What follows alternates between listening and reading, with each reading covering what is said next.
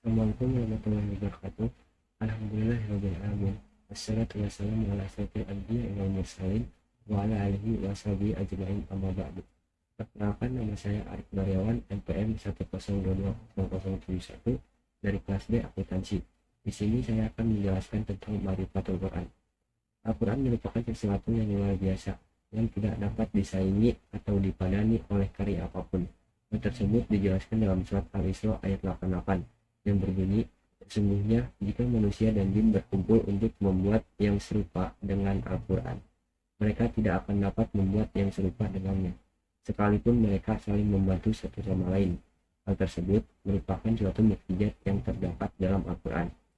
Mukjizat merupakan yaitu perkara yang di luar kebiasaan yang tidak bisa ditandingi dan tidak bisa ditiru yang diberikan oleh Allah Subhanahu wa taala. Syarat-syarat mukjizat yaitu sesuatu yang tidak bisa dilakukan oleh selain Allah Subhanahu wa taala, sesuatu yang di luar kebiasaan yang tidak bisa dilakukan selain Allah. Kemudian disampaikan terkait dengan syariat atau dakwah seperti air jadi minyak. Lalu terjadi karena adanya penentang seperti Musailamah. Kemudian ada unsur mukjizat.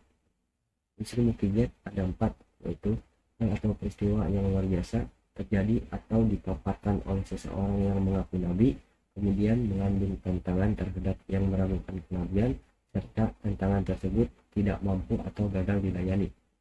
Macam-macam mukjizat. Mukjizat ada 2, yaitu mukjizat isi dan mukjizat maknawi.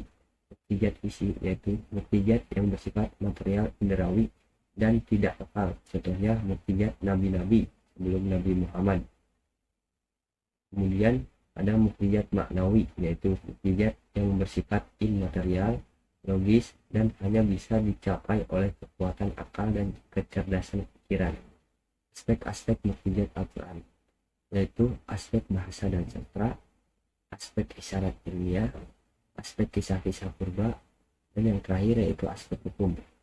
Aspek bahasa dan sastra yaitu tidak ada satu fakta pun seseorang yang dapat menyaingi atau meniru Al-Quran. Kelembutan Al-Quran secara lafziah yang terdapat dalam susunan suara dan keindahan bahasa beberapa ayat membuat nada dan irama yang menyenangkan bagi pendengar. Rangkum keindahan dan kemudahan memahami sekaligus keserasian Al-Quran baik untuk orang awam maupun cendekiawan.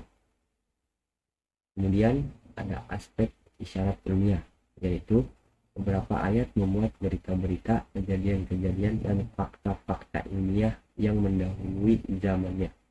Sebagian baru terjawab di era sekarang. Ayat-ayat yang mengisyaratkan ilmu pengetahuan tidak ada yang bertentangan dengan fakta ilmiah pengetahuan modern. Untuk ilmu pengetahuan yang terkandung multidisiplin, matematika, biologi, fisika, dan sebagainya. Pada proses penciptaan manusia, apakah manusia mengira bahwa ia akan dibiarkan begitu saja tanpa pertanggungjawaban?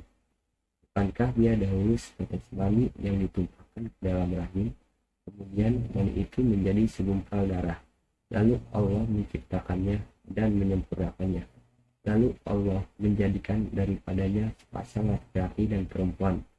Hal tersebut terdapat dalam kumpulan surat Al-Qiyamah ayat 36-39. Kemudian ada aspek kisah-kisah purba.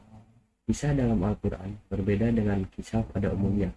Al-Quran memuat kisah-kisah kehidupan manusia yang paling purba. Masing-masing kisah dijelaskan secara singkat, padat, dan syarat akan nilai. Namun di sisi lain tidak terlihat sangat rinci dan kronologis. Sebagaimana fakta sejarah, semua cerita tersebut sangat relevan dengan kondisi zaman.